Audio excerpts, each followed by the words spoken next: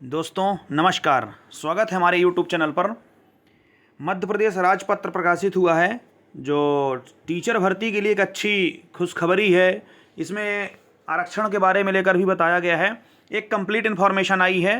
तो latest update के लिए आप चैनल को सब्सक्राइब भी कर लें और अपने मित्रों को शेयर भी कर दें। चलिए हम आपको दिखाते हैं। यहाँ पे आप देख सकते हैं भोपाल, शुक्रवार दिनांक 27 दिसंबर 2024 को यह है वहाँ से निकला है। स्कूल शिक्षा विभाग भोपाल दिनांक 27 दिसंबर 2024। एक अच्छी खबर है ये, इसको थोड़ा सा अच्छे से देखेंगे, लास्ट तक देखेंगे और अपने मित्रों को भी शेयर कर देंगे, जिससे सबके पास यदि इन्फॉर्मेशन अभी नहीं पहुंची तो उसको अच्छे से देख लें और इसको अच्छे से जान लें। क्रमांक ये सब दिया हुआ है इसमें। संविधान के अनुच्छेद 309 के परंतु द्वारा प्रदत्त शक्तियों को प्रयोग में लाते हुए मध्य प्रदेश के राज्यपाल एतद द्वारा मध्य प्रदेश राज्य स्कूल शिक्षा सेवा शैक्षणिक संवर्ग सेवा शर्तें और भर्ती नियम 2018 में निम्नलिखित और संशोधन करते हैं। अर्थात क्या क्या संशोधन हुआ उसको आप थोड़ा सा देख लेंगे।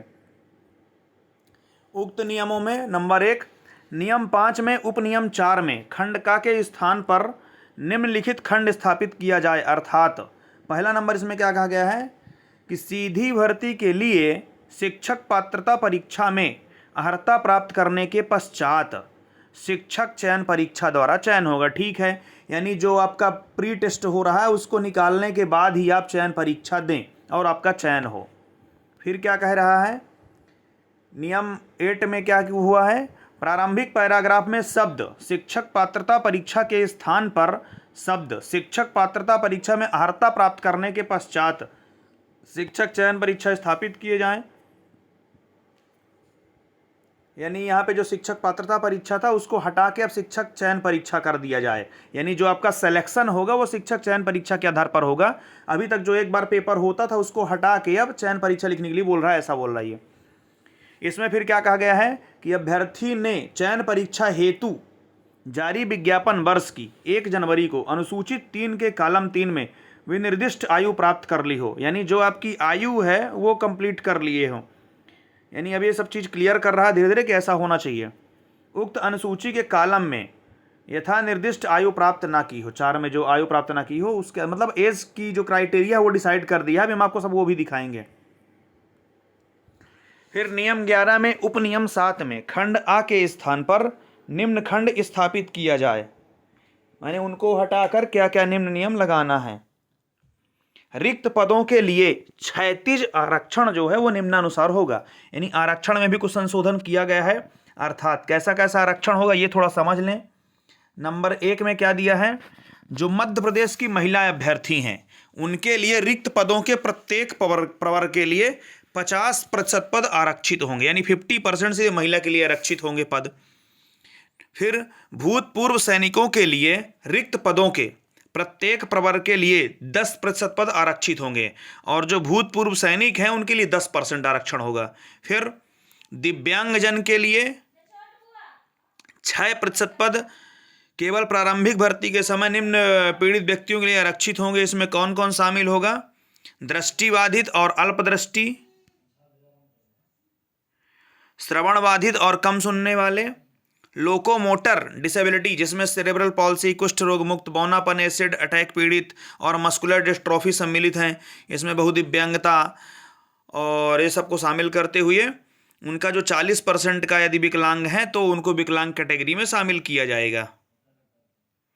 स्पष्टीकरण क्या दिया है यहाँ पे कि दिव्यांग आरक्षण का लाभ न्यूनतम 40% अथवा अधिक की स्थायी विकलांगता और सक्षम प्राधिकारी द्वारा जारी विधिमान्य प्रमाण पत्र के आधार पर ही प्राप्त किया जा सकेगा।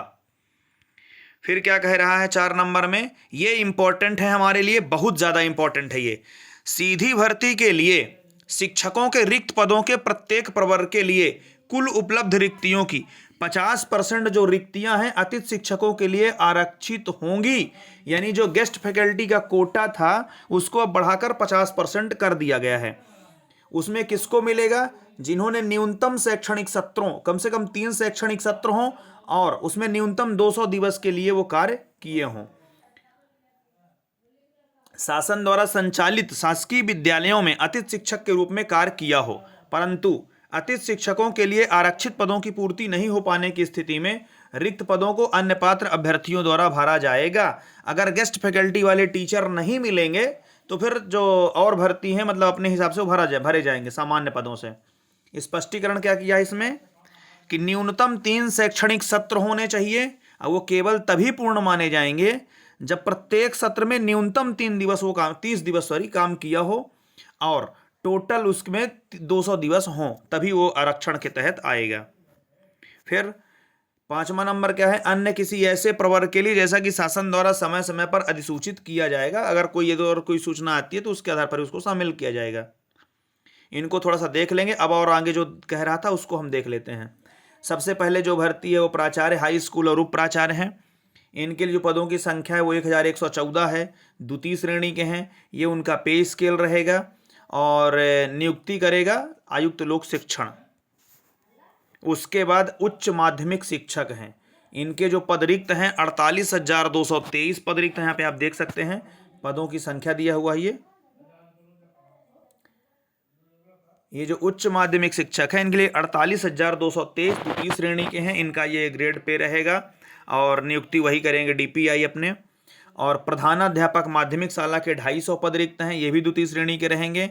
इनका ये पे लेवल रहेगा। इनका जो नियुक्ति है वो संभागीय संयुक्त संचालक लोक शिक्षण करेंगे। उसके बाद है माध्यमिक शिक्षक, जो अभी व्यापम भी अपना जो अपडेट किया है कैलेंडर, उसमें 10,000 वैकेंसी निकाला है। यहाँ पे आप वैकेंसी देख सकते हैं 99,157 पद हैं। तृतीय श्रेणी है, ये उनका पे स्केल रहेगा, नियुक्ति भी वही करेंगे। और फिर उसके बाद माध्यमिक खेल शिक्षक हैं, उनके लिए 931 पोस्ट हैं।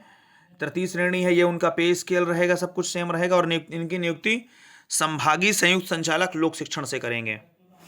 फिर माध्यमिक शिक्षक संगीत के लिए हो गए, इतनी पोस्ट हैं, बाकी सब कुछ आप देख लेंगे इनको। फिर माध्यमिक शिक्षक सूचना प्रौद्योगिकी IT के लिए हो गए, प्रक्रियाधीन है अभी ये।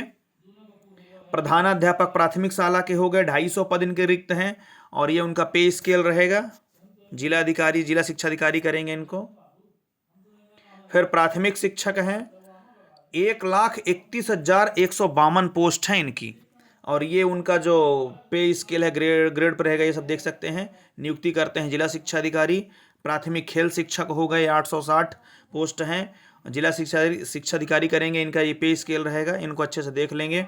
और ये प्रयोगशाला शिक्षक, जिनका अब नाम कर दिया गया प्राथमिक शिक्षक विज्ञान, इनकी जगह है 8,515 और उनका जो पे स्केल है वो ये रहेगा, जिला शिक्षा अधिकारी नियुक्ति करेंगे।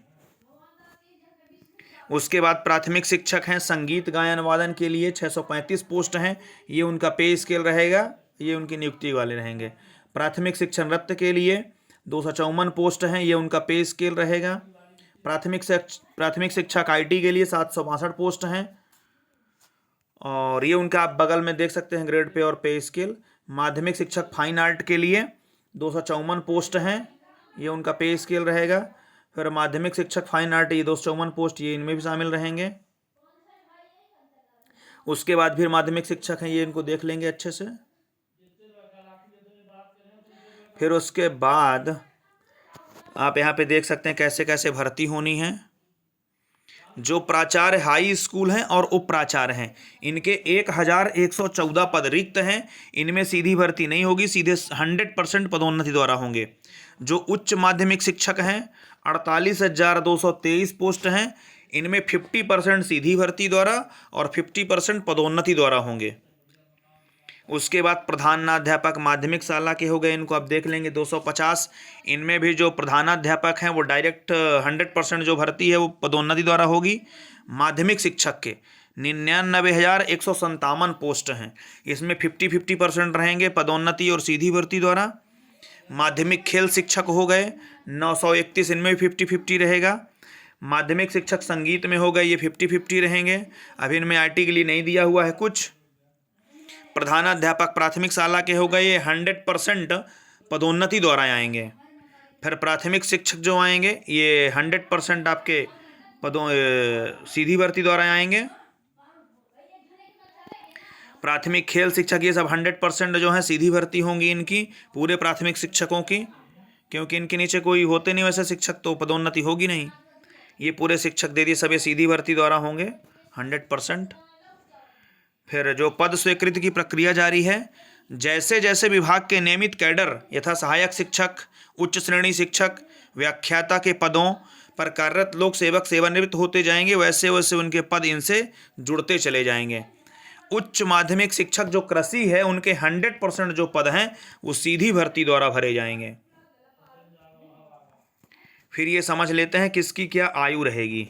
उच्च माध्यमिक शिक्षक के लिए जो न्यूनतम आयु सीमा है वो 21 वर्ष, और इनके लिए जो शैक्षणिक अर्हता है वो क्या होना चाहिए, संबंधित विषय में द्वितीय श्रेणी में स्नातकोत्तर और बीएड होना चाहिए।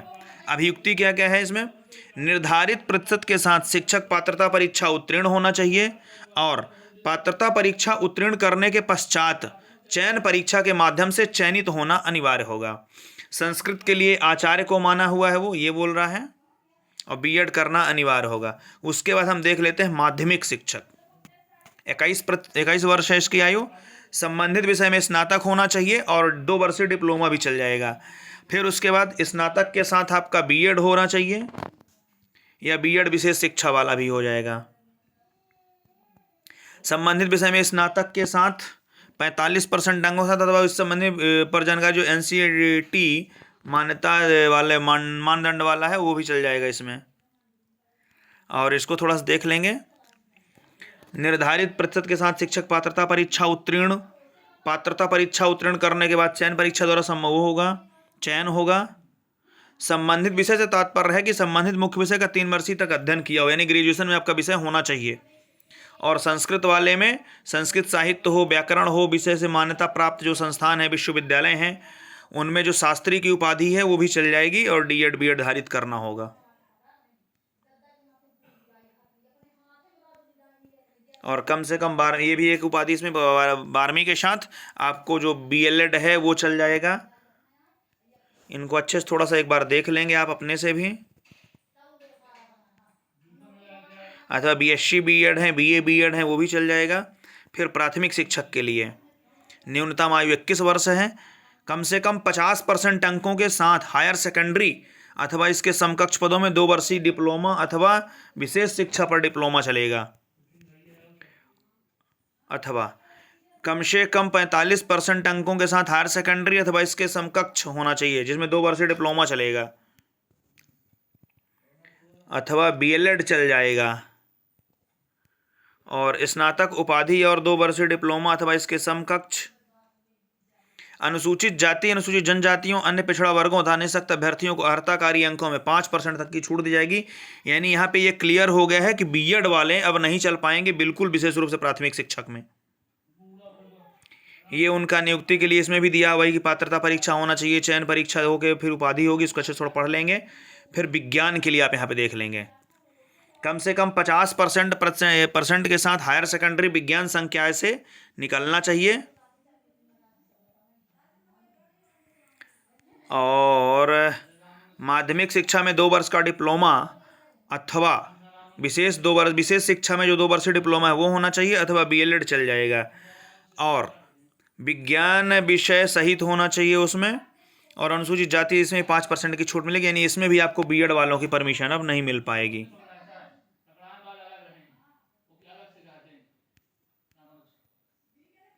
इसमें भी वही होगा, पात्रता परीक्षा उत्तीर्ण होनी चाहिए, उसके बाद चयन परीक्षा से आपकी नियुक्ति होगी। अनुकंपा नियुक्ति के लिए क्या बताया गया है इसमें, शिथिल होगा थोड़ा सा। ऐसे प्राथमिक शिक्षक जो हायर सेकेंडरी परीक्षा विज्ञान संघ विषय के हैं, उन्हें प्राथमिक शिक्षक विज्ञान के पद पर पदस्थ किया जा सकेगा। फिर माध्यमिक खेल शिक्षा के लिए देख सकते हैं, उनकी उपाधि बीपीएड होना चाहिए। प्राथमिक खेल शिक्षक के लिए आप यहाँ पे देख सकते हैं, इनके लिए बीपीएड डिप्लोमा चल जाएगा। माध्यमिक संगीत शिक्षक खेल के लिए गायन वादन, इनको पूरा अच्छे से देख लेंगे आप। ये संगीत के लिए गायन वादन हो गए। इस प्रकार ये पूरा विधिवत दिया हुआ है पूरे सब्जेक्ट का, इनको अच्छे से देख लेंगे पूरा। ये उच्च माध्यमिक शिक्षक दिया है, बीएड अनिवार्य है। कहाँ से कहाँ ये प्रमोशन होगा आपको उसमें ये दिया हुआ है, इनको अच्छे से आप देख लेंगे।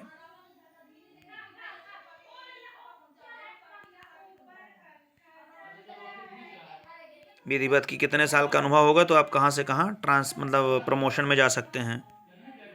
ये पूरा इनको अच्छे से थोड़ा सा देख लेंगे। ये वही इंग्लिश मीडियम में आ गया। तो इस प्रकार ये एक अच्छी खबर है, ये अपने दोस्तों को भी शेयर करें जरूर। और यदि आप तैयारी कर रहे हैं सरकारी भर्ती की तो जरूर चैनल को सब्सक्राइब कर लें और अपने मित्रों को भेज दें। बहुत बहुत धन्यवाद।